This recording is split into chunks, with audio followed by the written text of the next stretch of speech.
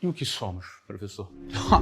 Eu sabia que ia sobrar para mim um tem que sobrar. Aquela batatinha quente, E o que né? somos? Aquela quentinha. Quem muito é dado, será cobrado. Essa é uma pergunta muito antiga. O que somos, professor? Eu estava ouvindo o Paulo com atenção e me lembrei do Sócrates, né? O nosso patrono, o nosso pai fundador.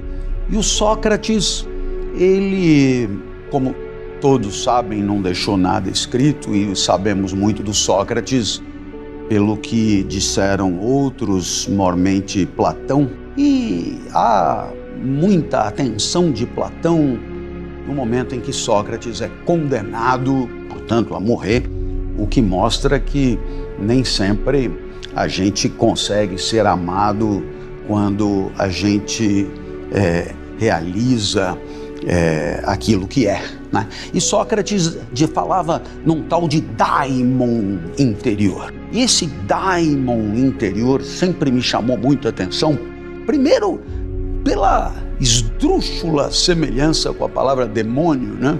E que pouco tem a ver, mas seria uma espécie de essência própria de cada um. E o meu pai, assim como Paulo faz com os filhos dele, ele queria, porque queria que eu descobrisse aquilo que ele dizia, qual era a minha praia, né? Qual é a minha praia? E ele fez uma lista, assim, de coisas onde ele tentava identificar aquilo que a minha natureza poderia manifestar maior aptidão, portanto, facilidade para executar, etc. E na lista dele eu era particularmente ruim em tudo, mas eu era ruim com clareza, né? Não é? Tem gente que se vira, né?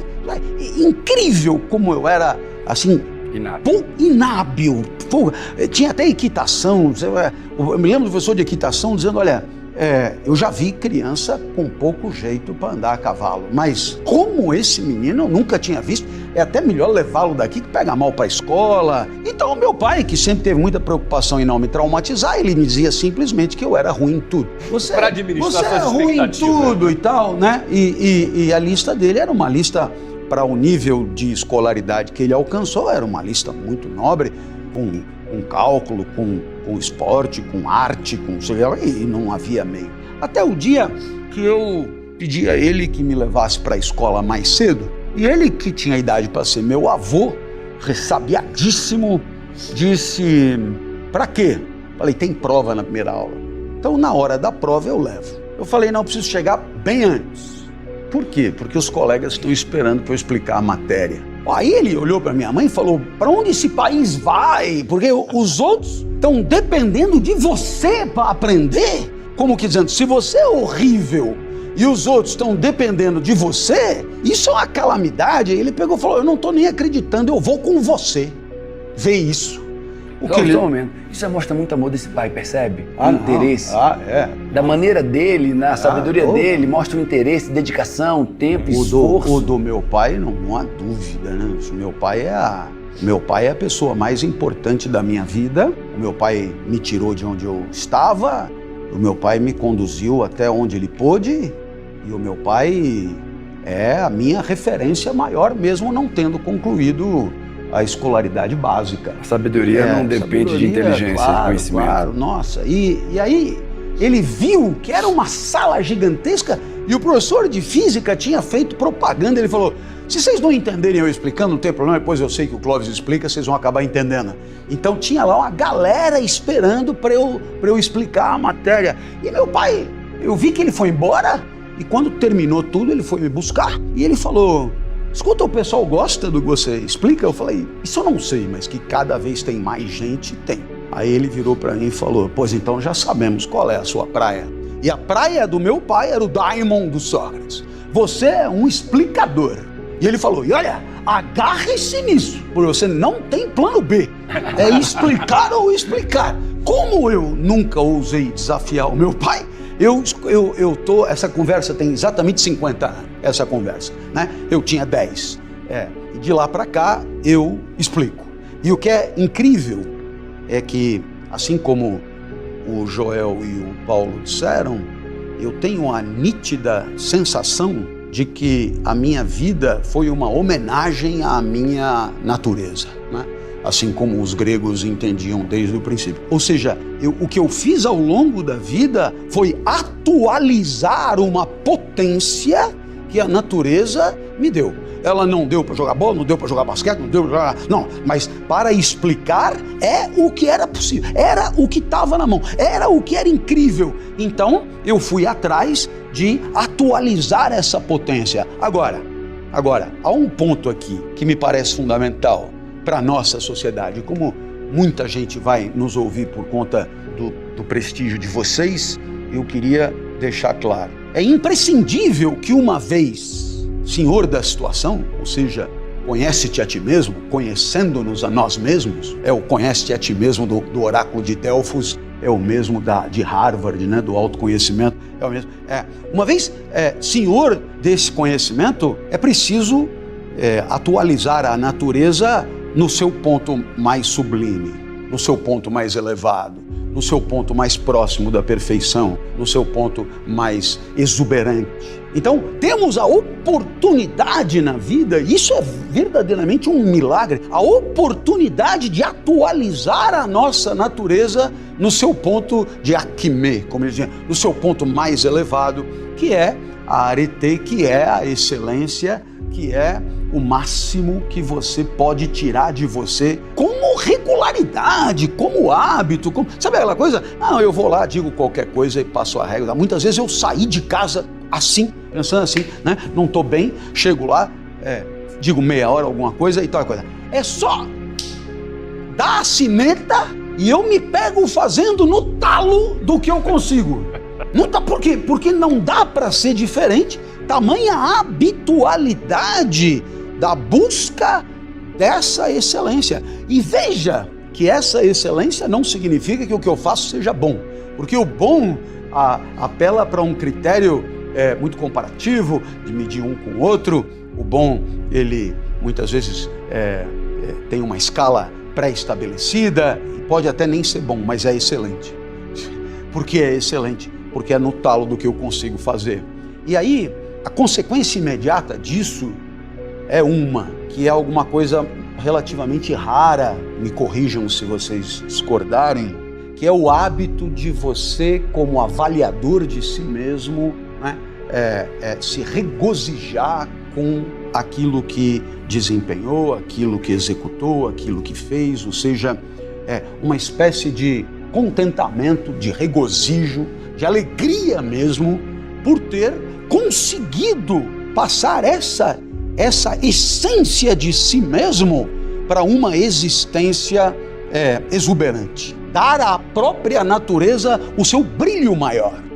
E isso é uma possibilidade que contrasta com aquela postura, os franceses diziam avachi, de saco de batata. Sabe quando o cara entra segunda-feira para trabalhar, alguma novidade aí e tal, né? Aquela coisa largada, aquela coisa atraída pela gravidade, aquela coisa descolorida. Então, há uma oportunidade que temos de fazer do nosso eu mais íntimo uma existência exuberante a cada segundo. Uau. E isso me parece muito lindo de ser dito e repetido. Agora, qual é a primeira condição? Saber quem você é. Saber quem você é. A real identidade. Né? Se você joga o jogo errado, mas se você vive em desalinhamento com quem você vai estar com freio de mão puxado. Mas sabe qual é o grande problema nisso? Que eu vejo muito, e vejo todo canto, nos meus trabalhos científicos, né? As pessoas não sabem quem elas são, porque ela percebe que ela é por um filtro, e de quem o filtro é dela. Então ela ontem eu vi uma artista dizendo, porque eu sou piranha, muito famosa. Porque eu sou piranha. Eu disse, caraca, que verdade, como ela conseguiu ver isso, tá entendendo? Porque as pessoas não sabem quem elas são. Então um pai que não sabe que é grosseiro está machucando o filho. Um empresário que é incompetente das instituições de sua empresa, ele não sabe, ele não consegue perceber. E aí eu trago a grande desafio da vida, porque eu não percebo o mundo como ele é, eu não percebo a mim como eu sou, e nem percebo pela razão. Eu não percebo o mundo pela razão, pela cognição, eu percebo o mundo pelas minhas emoções. Eu tenho raiva, vou perceber o mundo diferente.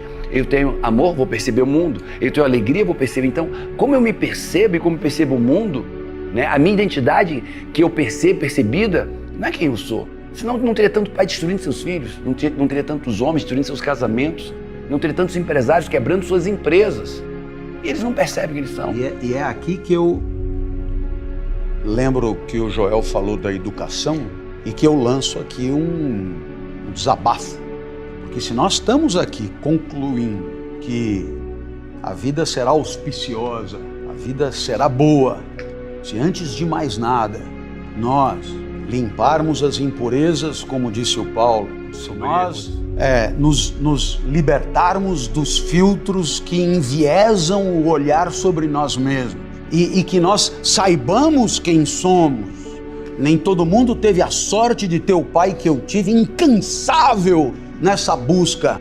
Então, eu pergunto a você, que tipo de educação estamos oferecendo para os nossos jovens nessas escolas da vida, no sentido de prepará-los para uma existência colorida, auspiciosa, pungente? A gente pode, Clóvis, trazer isso para o mundo empresarial. O mundo empresarial, o cara sabe fazer um EBITDA. A gente vê as faculdades, vai lá, eu sei como é que é EBITDA, eu sei um fluxo de caixa, eu sei uma estruturação, eu sei um modelo completo de gestão, mas sou completamente inábil emocionalmente de fazer isso acontecer. Inábil emocionalmente. Eu sou agressivo, eu sou inseguro, sou orgulhoso, sou prepotente, sou procrastinador. As emoções entulhando o caminho do cara, o cara cheio de ferramenta para fazer a empresa acontecer, fez os melhores cursos, cognitivamente ele é muito bom, tirou 10 em todas as provas, emocionalmente inábil, não consegue se relacionar, é orgulhoso, não vou fazer isso tanto porque não estão me pagando para isso, é inseguro ou é...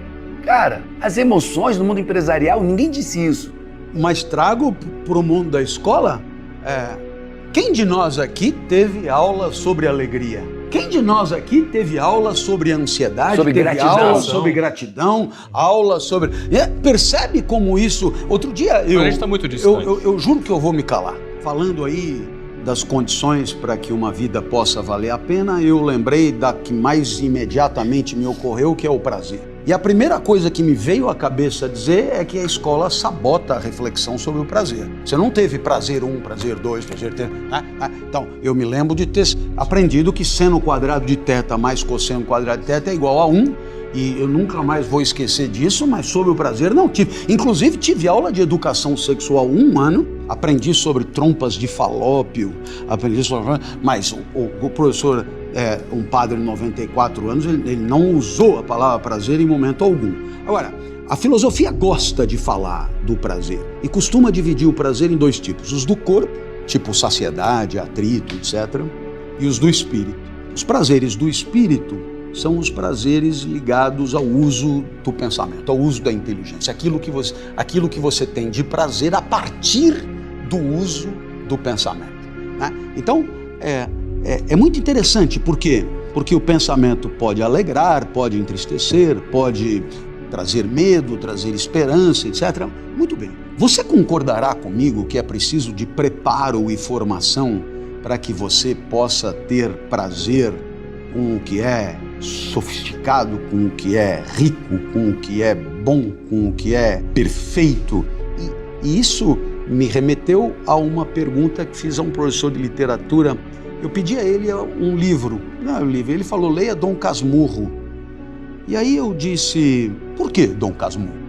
Ele falou, vai cair na prova e no vestibular, você já mata 2 coelhos com uma cajadada só. Poxa, ele perdeu uma oportunidade de ouro de me dizer, sabe o que é?